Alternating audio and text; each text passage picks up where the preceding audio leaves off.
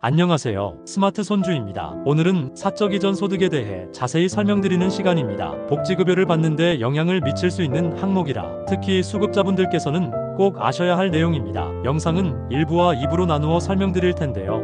오늘 1부에서는 사적 이전 소득이 어떤 개념인지, 왜 중요한지, 어떤 경우에 소득으로 간주되는지를 차근차근 알려드릴게요. 먼저 이런 상황을 한번 떠올려 볼까요? 어르신께서 자녀로부터 생활비를 받으셨습니다. 계좌로 송금받은 경우도 있고 가끔은 봉투에 현금을 넣어준 경우도 있죠. 자녀가 준 이 돈이 도움이 아니라 소득으로 계산되면 복지급여를 줄이거나 수급 자격이 취소될 수도 있습니다. 그렇다면 대체 어떤 돈이 사적 이전 소득으로 잡히는 걸까요? 먼저 사적 이전 소득의 개념부터 알아보겠습니다. 사적 이전 소득이란 부모, 자녀, 친인척, 후원자 등 타인에게서 받은 금전이나 지원을 말합니다. 형식은 상관없습니다. 현금이든 계좌이체든 식료품이든 가전제품이든 무언가를 받은 사실 자체가 중요한 겁니다. 이때 중요한 점, 그 돈이 빌린 돈인지 혹은 잠깐 맡긴 돈인지는 중요하지 않습니다. 통장에 입금된 기록만 있으면 그게 사적 이전 소득으로 간주될 수 있습니다. 예를 들어 볼게요. 자녀가 어머님께 매달 30만 원씩 송금하고 있다면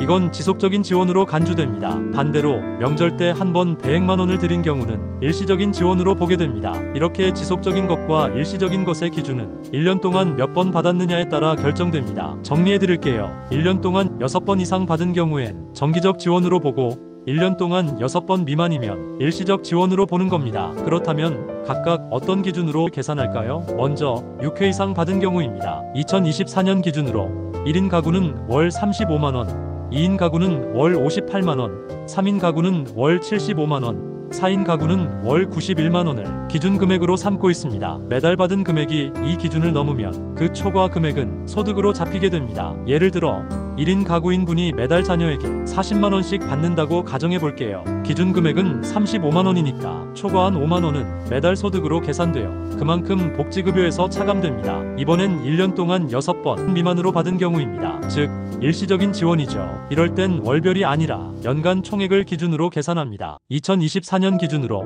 1인 가구는 119만원, 2인 가구는 196만원, 3인 가구는 251만원, 4인 가구는 304만원까지는 괜찮습니다. 이 범위를 초과한 금액이 있다면 그 초과분을 12개월로 나눠 월 소득으로 산정합니다. 예를 들어 1인 가구인 어르신께서 1년에 한 번 500만원을 받으셨다면 119만원을 넘는 381만원이 초과된 금액이 됩니다. 이걸 12개월로 나누면 약 31만 7천원이죠. 이 금액이 매달 소득으로 반영되어 급여가 줄어들 수 있는 겁니다. 이쯤 되면 이런 질문이 생기실 수 있어요. 자식이 보내준 돈으로 병원비를 냈는데 그것도 소득으로 치나요? 보증금을 마련하느라 받은 돈인데요.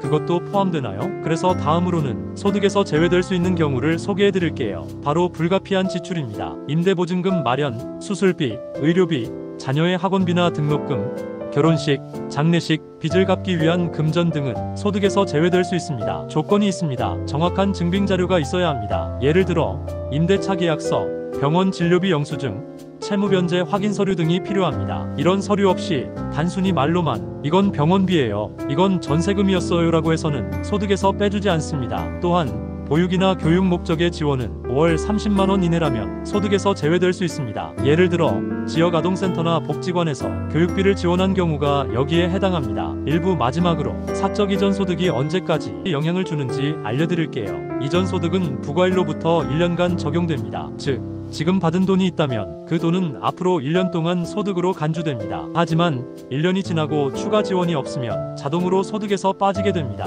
오늘 1부에서는 사적 이전 소득의 개념, 지속적과 일시적 수령 기준, 소득 계산 방식, 예외 인정 사례, 적용 기간까지 자세히 설명드렸습니다. 2부에서는 주의해야 할 사례들, 실제로 탈락 사례가 발생했던 상황들, 그리고 꼭 챙겨야 할 증빙 방법과 수급자분들이 받으실 수 있는 추가 혜택들까지 알차게 알려드릴 예정입니다. 자, 그럼 2부 시작하겠습니다. 먼저 실제 사례를 하나 소개해 드릴게요. 한 어르신께서 매달 자녀에게 50만원씩 계좌이체를 받았습니다. 용도는 대부분 병원비, 약값, 생활비였고 자녀가 드릴 때마다 이건 병원비예요, 영수증 챙겨두세요 라고 말했지만 실제로는 영수증을 따로 모아두시지 않았습니다. 결과적으로 지자체에서 통장 내역을 확인하고 1년 이상 매월 고정적으로 50만원 수령이라는 이유로 기준 초과 금액이 소득으로 반영되었고 기초생활수급자 자격에서 탈락하셨습니다. 이런 사례에서 가장 아쉬운 점은 증빙이 없었다는 겁니다. 실제로 병원비로 쓴 돈이라 하더라도 지출 내역이 입증되지 않으면 소득으로 간주되는 것이 원칙입니다. 그래서 지금부터는 어떤 자료를 어떻게 챙겨야 할지에 대해서도 설명드리겠습니다. 먼저 자녀나 지인에게 돈을 받았다면 그 돈을 어떻게 썼는지 사용 내역을 증빙하는 게 매우 중요합니다. 예를 들면 임대보증금으로 사용했다면 임대차 계약서와 계약금 송금 내역이 필요하고, 병원비로 사용했다면 병원 진료비 납부 영수증이나 진료비 명세서를 보관해 두셔야 합니다. 결혼식이나 장례 비용은 청첩장 또는 장례식장 영수증, 기부금 영수증 등이 증빙 자료가 될 수 있습니다. 또한 자녀에게서 돈을 빌렸다면 간단한 메모라도 좋습니다. 차용증이나 문자로 주고받은 대화 내역도 증거로 활용될 수 있습니다. 엄마, 이 돈은 나중에 갚으셔야 해요라는 문자가 남아있다면 단순한 지원이 아니라 대여로 판단받을 수 있습니다. 다음은 주의사항입니다. 첫째, 자주 받는 친목회 회비, 잠시 맡긴 돈, 돌려준 돈이라 하더라도 통장에 입금된 기록만으로는 소득으로 처리될 수 있습니다. 이건 친구가 맡기라고 해서 넣은 돈이에요. 잠시만 넣었다가 바로 뺐어요라고 해도 해당 사실을 입증할 자료가 없다면 소득으로 계산될 수 있습니다. 둘째, 이혼한 전 배우자에게서 받은 양육비 역시 공식적인 지급 합의서나 결정문 없이 입금만 되어 있다면 역시 사적 이전 소득으로 반영될 수 있습니다. 셋째, 현물도 소득으로 간주될 수 있습니다. 예를 들어 냉장고, TV, 세탁기, 가전제품 등 고가 물품을 선물 받은 경우에는 해당 물품의 시가를 기준으로 소득으로 계산될 수 있습니다. 그렇기 때문에 물건을 받았더라도 그게 왜 필요한지, 어떤 용도로 받았는지 미리 설명할 수 있는 기록을 남겨두는 것이 좋습니다. 다음으로는 사적 이전 소득과 무관하게 수급자분들이 받을 수 있는 추가 복지 서비스에 대해 안내드릴게요. 기초생활수급자나 차상위 계층으로 선정되신 분들은 다양한 추가 혜택을 받을 수 있습니다. 예를 들면 에너지 바우처 지원, 무료 건강검진, 정신건강 상담 지원, 의료비 본인 부담 경감, 무료 독감 예방접종, 국민연금 보험료 지원, 치매 예방 프로그램, 심리상담 및 재활 서비스 등입니다. 다만 이들 서비스는 대부분 자동으로 지급되지 않습니다. 주민센터에 직접 신청하시거나 복지로 홈페이지에서 확인하셔야 합니다. 그리고 지자체마다 지원 내용이 다를 수 있습니다. 서울에서 가능한 지원이